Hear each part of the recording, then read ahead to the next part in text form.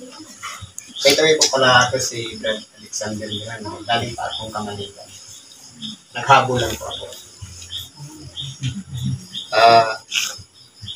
Una po, magpakilala po ako si Alexander Miranda. Katataytay. Siguro may nakakilala naman sa akin. Kilala ko nung bahay ko. Kasi na, ngayon po bibigay tayo ng mensahe bilang tagapagpahayag ng salita ng Diyos para bagamat po ito ay special mission dahil ang gusto namin lahat tayo ay magaling. Lamang, sabi niya, iba-iba ang kalagayan o sitwasyon ng bawat katawan ng tao. May mga bata pa, namamatay na, meron naman umaabot sa hustong buta. Biyaya po yan ng Diyos. Then po, bigyan natin ng buhay yung unang Pedro sa Kapitulo 1, versikulo 18 hanggang 25. Sabi po dito, na inyong nalalaman, kayo'y kinubos, hindi ng mga bagay na nasisira, ng pilak o ginto mula sa inyong walang kabuluhang paraan ng pamumuhay na ipinamana sa inyo ng inyong mga magulang. Kung pag-aaralan po natin, meron po tayong naturalisa ng pagkatao na tinatawag sa ibang bahagi ng kasulatan, kamangmangan o kawalang kaalaman. Yun po ay namana natin sa ating mga ninuno. Yung mga lolo-lola na mahilig sa mga pamahiin, sa mga sabi-sabi, na yun ang namana natin.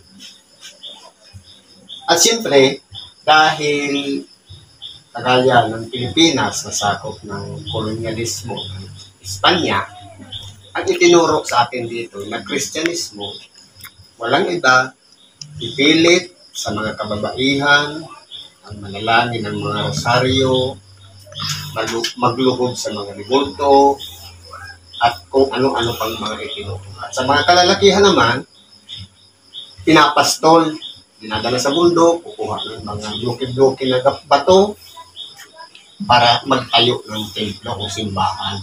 Ganyan po yung noon, kung nasakop tayo. Pero, yung nadatnan ng mga Kastila, ng mga Pilipino, loyal talaga sa iisang Diyos. Lamang dahil nasakop tayo sa loob ng 333 years, siyempre, ilang henerasyon po yun, kaya ang tao, dahil sa mga pagkakamali ng magulang natin, mga lolo, namana po natin yan.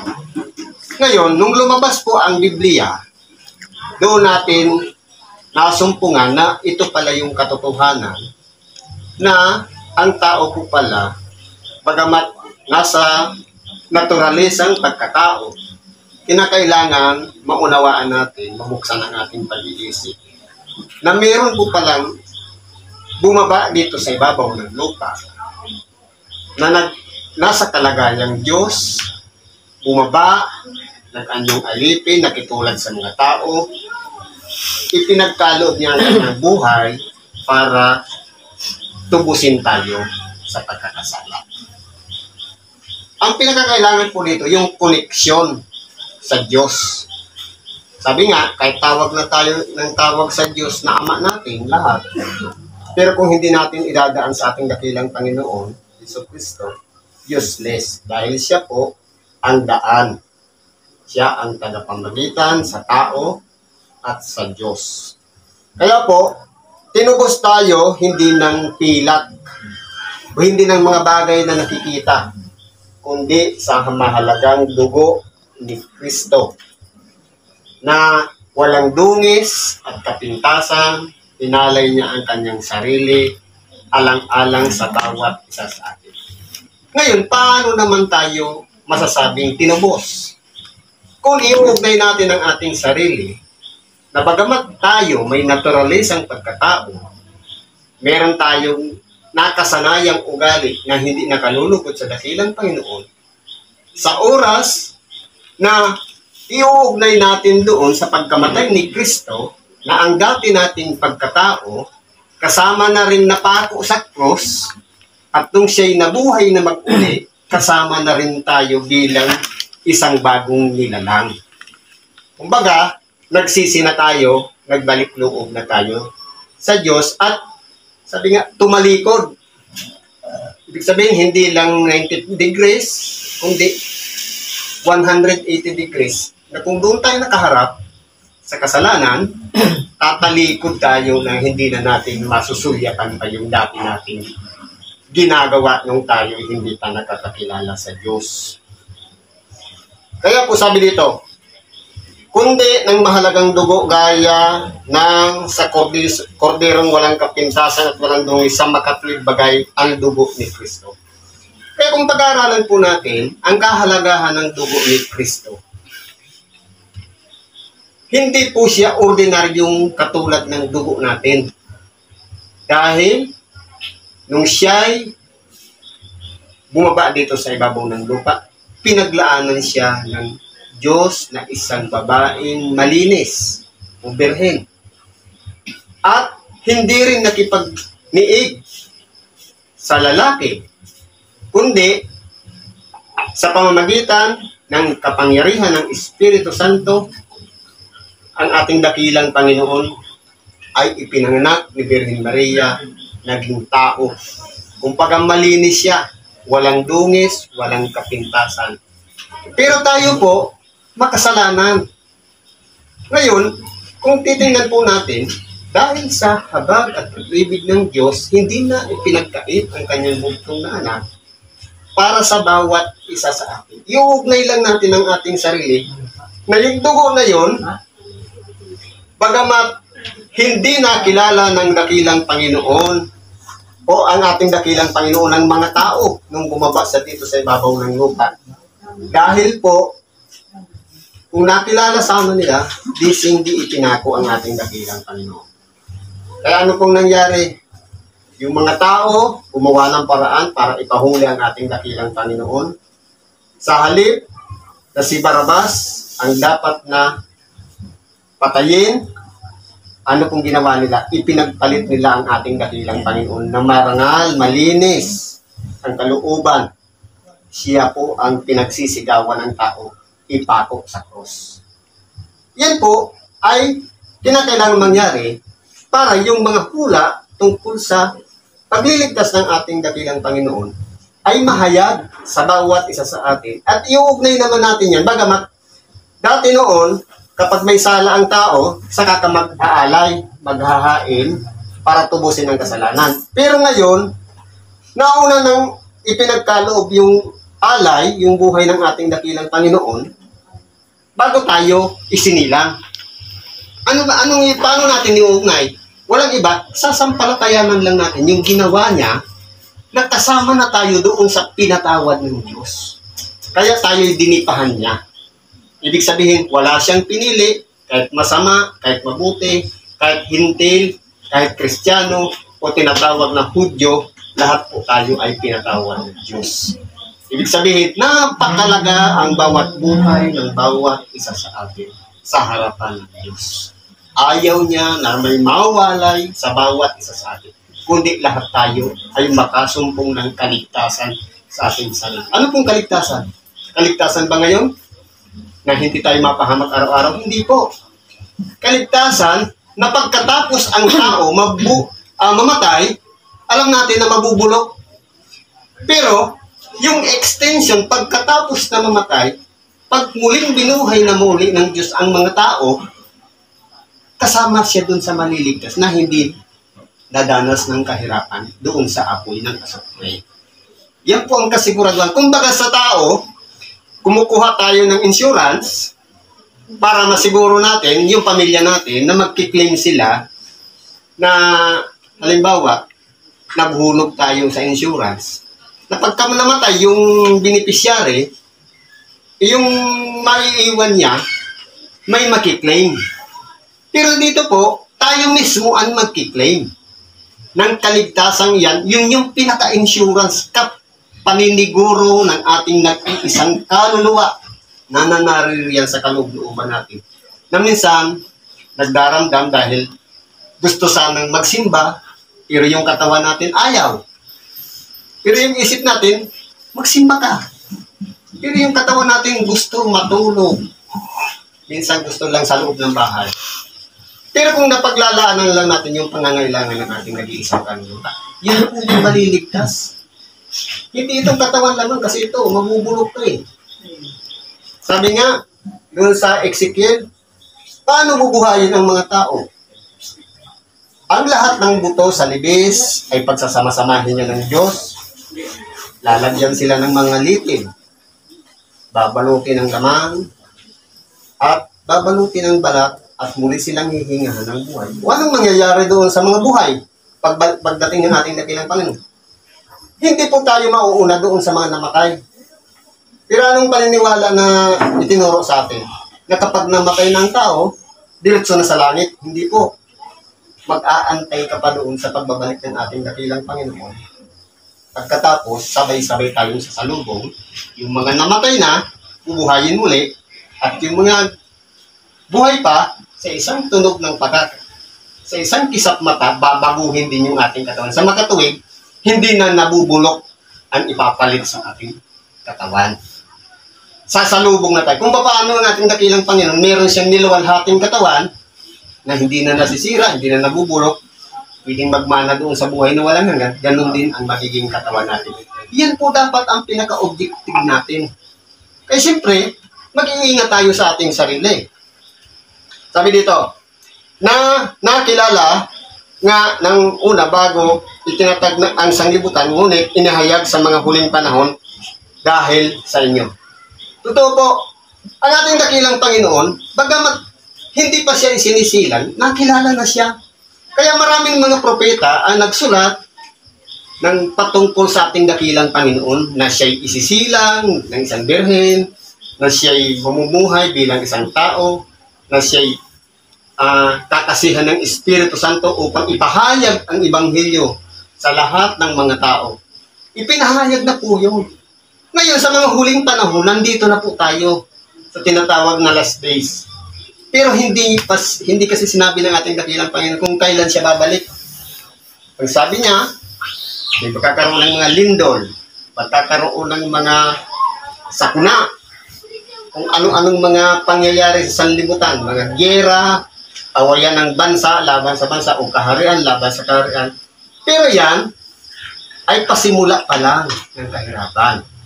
Ang importante po doon, nasabi ng ating dakilang Panginoon, yung mga warnings, pero nangyayari na ngayon. Ang tanging itinaralan ng ating dakilang Panginoon, por respeto sa kanyang Ama, yung oras, upit sa kung kailan siya muling babalik. Kumbaga, hindi lahat sinabi ng ating dakilang Panginoon. Dahil kung sasabihin siguro, marahil ang tao, palagi nakaprepare. Dahil nga, nandito tayo sa ibabaw ng sanglibutan, marami tayong pinagkakaabalahan. Minsan, nadadala tayo noon. Pero ang importante po dyan, paglaanan natin yung nag-iisa nating kaluluwa in preparasyon doon sa buhay na walang hanggan. Sabi po dito, na sa pamamagitan niya ay nananampalataya kayo sa Diyos, na sa Kanya ay bumuhay na makulit sa mga patay. At sa Kanya ay nagbigay ng kaluwalhatian upang ang inyong pananampalataya at pag-asa ay mapa sa Diyos. Kaya kung titingnan po natin, na ang Diyos, kaya binigyan muli ng buhay ang ating dakilang Panginoon. Ang alam po kasi natin, ang ating dakilang Panginoon, hindi ba namatay. Pero saan siya pumunta nung namatay siya? Pumunta siya doon sa kalaliman ng lupa, nangaral sa mga espiritong nasa bilangguan. Sino-sino yung mga tao na yon? Yung mga espiritong yon? Yung mga tao na naging pasaway nung panahon ni Noe. Na hindi po nila kinilala ang pagpapahayag ni Noe ng salita ng Diyos. Pinagtawanan pa nga nila si Noe. Nagtayo ng isang daong sa tuktok ng bundok Ararat. Katawa-tawa para sa kanila. Pero dahil nga, yun ay Kalooban ng Diyos na ilagay doon para ang tao ay piliin talaga kung sino yung tapat sa Diyos. Pero ano po ang nangyari? Isang pamilya lang ang natira. Si Noe, asawa niya, si Sem, si Cham, at si Japet, at mga asawa ng 3 anak na lalaki. Kaya 8 kaluluwa lang ang naligtas sa pamamagitan ng tubig.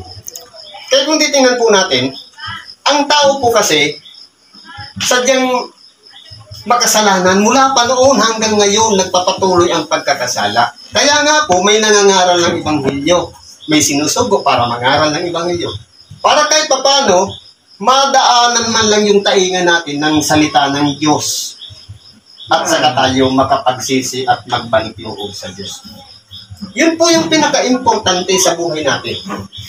Na pagka minsan ini-ignore natin, halimbawa, pupunta tayo ng palengke, may nag-iibanghelyo dyan, anong nasa isip natin? Ano kayang sikta to? Ano kayang religion to? Sa totoo lang po, kahit nagtanong ka lang ng gano'n, naghusga na tayo. Ano pong dapat natin gawin? Kahit ano pa yan nagpapahayag na yan, kung nagsasalita na yan, ang mahalaga dyan, yung mensahe, hindi yung mukha ng ebanghelista o tagapagpahayag. Dahil yun po ang pinakakailangan ng ating kaluluwa. Pero dahil nga, minsan nasasagasaan yung pagkatao natin, yung ugali natin, ayaw nating makinig. Napagbibigyan natin yung laman ng puso, kung ano yung nariyan, pero yung kaluluwa natin nag-aabang, pinagkait natin sa Kanya yung salita ng Diyos. Pagkain niya po yan, pagkain ng ating kaluluwa yung salita ng Diyos. Kung ating katawang laman, kumakain ng pagkain material, nabubusog. Ang ating kaluluwa naman ay kumakain ng pagkain spiritual. Yun na yung salita ng Diyos. Kaya tayo pabalik-balik sa simbahan, na kaya tayo palaging naroon, nagsisimba, nakikinig ng Ebanghelyo, bagamat marami ang seremonya, ang mahalaga po yung pinakaminsahe na ipinapahayag para sa nag-iisa nating kaluluwa. Kaya po, ang ating dakilang Panginoon, binuhay na mag-uli sa mga patay. Nang sa ganun, tayo naman ay magkaroon ng pag-asa na kung paano ang ating dakilang Panginoon nabuhay na mag-uli sa mga patay, tayo naman ay bubuhayin muli sa pagbabalik ng ating dakilang Panginoon. Pero tayo po kasi, minsan problematic tayo kapag nagkaroon ng, sa totoo lang po, ang katawan kasi natin marupok. Hindi mo lang pakainin, nagkaka-ulcer. Hindi mo lang painumin, napupuyot na ang lalamuna. Minsan, sabi nga, ang pagiging madaldal o chismosa, kung 1 oras ka magdadaldal, kailangan mo ng 3 basong tubig para maging laway. Kung hindi nga tayo umiinom ng tubig, ang mga ano mangyayari, paano maladagdagan yung daloy ng dugo akit sa ulo, anong nangyayari sa atin? Lula. Minsan, nahihilo. Minsan, masakit ang ulo dahil kulang sa tubig. Ganyan po kasensitive ang katawan natin. Kaya nga po, kumbaga may limitasyon lang ang buhay. Kumbaga itong katawan natin, ito yung nakikita natin na ating kapwa, kamukha din natin, larawan ng Diyos. Yan po, mga nakikita natin yan, lahat yan may hangganan, may limitasyon. Ibig sabihin, kahit yan mga nakikita natin sa paligid natin, lahat yan mawawala. Ang ipinapahayag natin dito, salita ng Diyos, walang hanggan. Ang patutunguhan naman ng ating nag-iisang kaluluwa, walang hanggang buhay. Dahil ang lumikha sa atin, wala ring pasimula, wala ring hanggan. Kumbaga, papunta sa limited into infinite. Walang katapusan. Yun po yung preparasyon natin. Sabi nga, ang kamatayan, sigurado. Pero ang buhay, milagro. Kaya kung titingnan po natin, kinakailangan natin ano man na bagay na kinakaharap natin ngayon, problema man yan. Halimbawa, kung mayroong karamdaman. Sabi nga, ang karamdaman, lilipas lang yan, dadaan lang yan sa atin. Yan, titingnan kung ang karapatan natin, ating sarili, lalong-lalo na sa pananalangin, sabi sa ibang bahagi ng kasulatan, malaki ang nagagawa ng pananalangin ng isang taong matuwid. Ano po sabi sa Marcos 11:24? At sa inyong mga idinadalangin at hinihingi, magsisampalataya kayo na inyong tinanggap na at inyong kakamtin. Halimbawa, hingi tayo ng hingi sa Diyos. Pero hindi tayo nananampalataya na tinanggap na. Halimbawa, humihiling tayo na may karamdaman tayo, hiling tayo sa Diyos. Pero kinakailangan yung pananampalataya natin, magaling na tayo at inyong kakampin. Ibig sabihin, idudugtong na lang yung kagalingan ng karamdaman depende sa ating pananampalataya. Kaya po, sa totoo lang tayo nanalangin. Para saan? Yun po ang pamamaraan ng tao para kausapin ang Diyos. Bakit naman nag-iibanghilyo? Yun naman ang pamamaraan ng Diyos para kausapin tayo.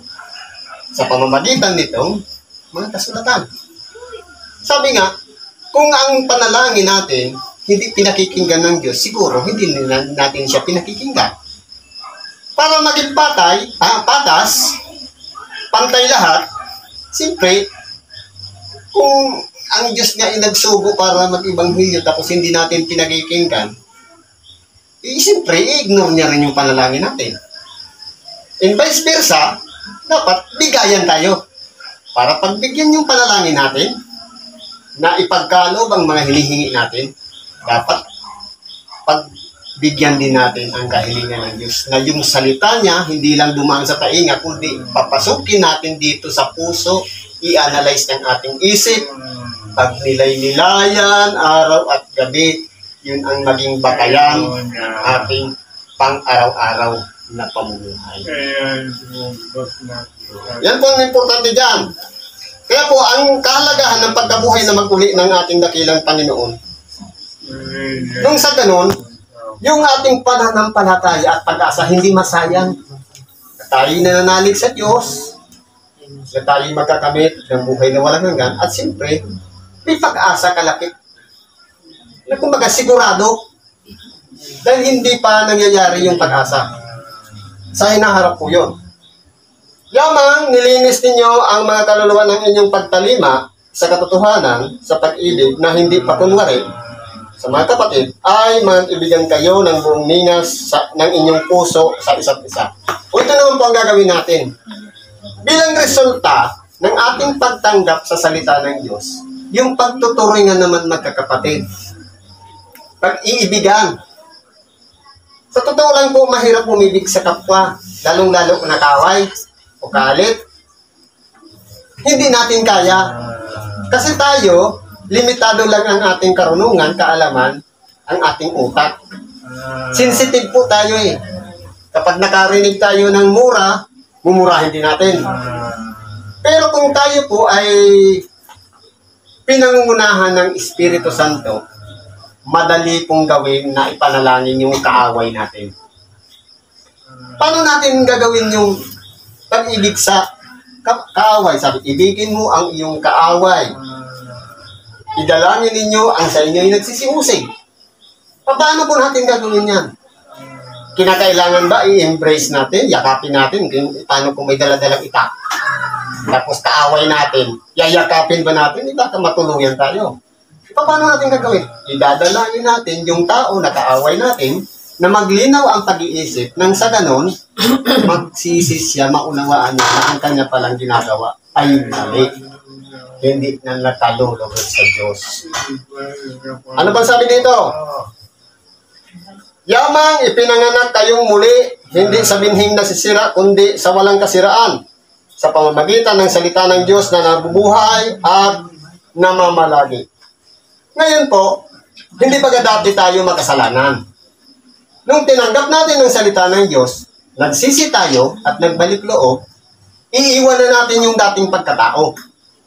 Ngayon, ang tawag dyan, ipinanganak na muli. Sa English, you must be born again. Hindi sa pangalan, kundi yung pagbabago ng pagkatao na kung dati salbahe ka noon, ngayon hindi na. Kung dati noon makasarili ka, ngayon mapagbigay na.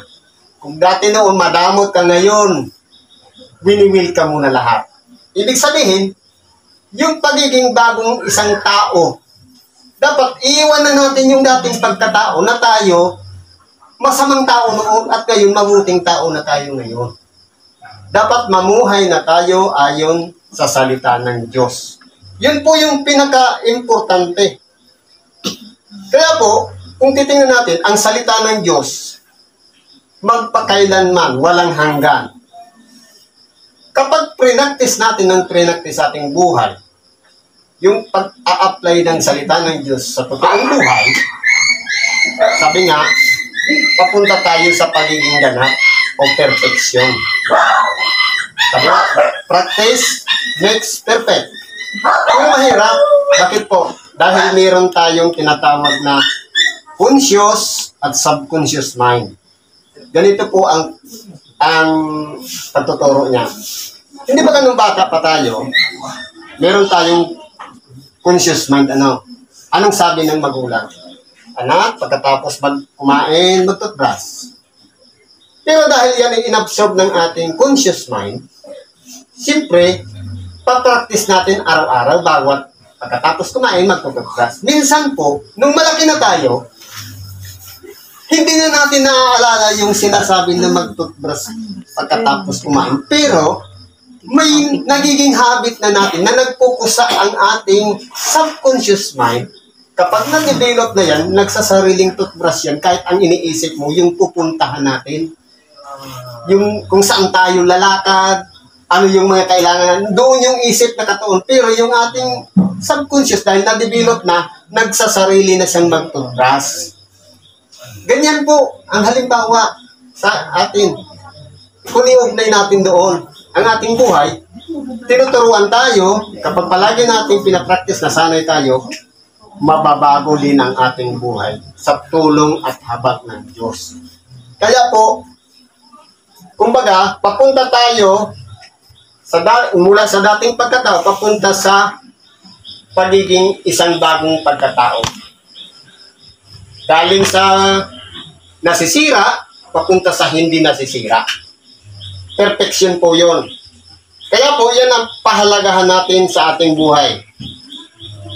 Sabi dito, sapagkat ang lahat ng laman ay gaya ng damo. Ibig pong sabihin, ang lahat ng laman, tayo po yun mga tao, ay gaya ng damo. Minsan, nakikita natin na lumalago, maganda ang bulaklak, pero pagdating ng panahon nalalanta, ganyan ang buhay ng tao. Pinapanganak, lumalaking makisig, maganda, o gwapo, pero pagdating sa kapanahonan na, sabi nga, nalalanta na o kaya nagkukulubot na yung balat at nagkakagulan na, papunta na yan sa pagkalanta o kamatayan. Kaya anong sabi dito? Ang lahat ng kanyang karangalan ay gaya ng bulaklak ng damo. Halimbawa, minsan na-experience natin na pinuri tayo ng ating kapwa, sinabihan tayo, ang ganda mo naman, ang gwapo mo naman. Yun na yung kapurihan natin na tinanggap natin. Kagaya ng isang damo na namumulaklak. Kaya pinupuri. Ang damo ay natutuyo at ang bulaklak ay nalalanta. Ibig sabihin, may limitasyon lang. Kung yung damo nalalanta at yung bulaklak natutuyo, katulad din yan ng buhay ng tao. May limitasyon din, may hangganan. Kaya na kailangan nating tanggapin. Pasalamat tayo kung umabot tayo ng 70 years, buhay pa. Meron nga dyan, natulog lang, hindi na nagising. Meron nga dyan, kung kailan pa na ipagsiselebrate na ng birthday, hindi na umaabot. Dahil po, ganyan po talaga. Kumbaga, nasa lupa tayo ng sinapupunan ng tiyan ng ating ina. May nakasulat na dyan. Buhit ng palad kung hanggang saan ang edad na aabutin natin. Sabi doon sa Ecclesiastes 7, huwag kang magpakamangmang o magpakarunong man. Ibig sabihin, huwag kayong magpakabobo o magpakasobrang talino. Huwag ka naman magpakabuti, huwag ka naman magpakasamang masyado. Limitado lang, yung tamang-tama lang. Dahil, sabi, bakit sisirain mo ang iyong sarili? Di ba, sobrang pagkakabanal na. Hindi naman pwedeng mangyari yan eh. Kasi tayo nga ay nasa katawang laman. Pwede pa tayong matukso. Pwede pa tayong mapahamak. Kaya sabi nga, doon lang tayo sa level neutral para maingatan natin ang ating sarili. Yan ang pamumuhay na kinakailangan nating danasin dito sa ibabaw ng sanglibutan. Sabi dito, datapwat ang salita ng Panginoon ay namamalagi magpakailanman. Kaya kung itong katawan natin, dumarating ang karangalan, kapurihan, kadakilaan, dumarating din ang hangganan. Dahil limitado lang ang mabuhay dito sa ibabaw ng sanglibutan. Wala pong nananatili dito habang buhay sa ibabaw ng sanglibutan. Maliban lang dun sa pinili ng Diyos. Yung mga naunang tao doon sa Israel. Si Elias, pinagaw ng karwaheng apoy. At saka si Enoch, nawala. Hindi nakita, hindi dumanas ng kamatayan. Pero lahat ng tao, daranas talaga ng kamatayan. Pero, mas maganda sa atin, sabi nga, kung halimbawa, ipagkakatiwala natin sa ating sarili na gusto ko pang mabuhay. May nakatakda kasi ang Diyos. Kinakailangan natin maunawaan sa bawat isa sa atin. Lahat naman tayo darating doon. Una-una lang, sabi nga. Parang contest. Pero ang katotohanan po yun, talagang dadanas tayo doon. Ito yung halimbawa niya, ibinigay niya. Ang bulat-bulat ay nalalanta, ang damo ay natutuyo. Yan ang laman o buhay ng tao. May limitasyon. At ito ang salita ng mabubuting balita na ipinangaral sa inyo. Ang pinakamahalaga po dito, yung acceptance, ipagtanggap ng salita ng Diyos sa ating buhay. Ano namang ang kaugnayan, bakit may ibanghelyo samantalang may karamdaman? Maganda kung yung salita ng Diyos, kasi po ang tao kapag nasa ilalim ng karamdaman, nasa ilalim siya ng espiritu ng karamdaman.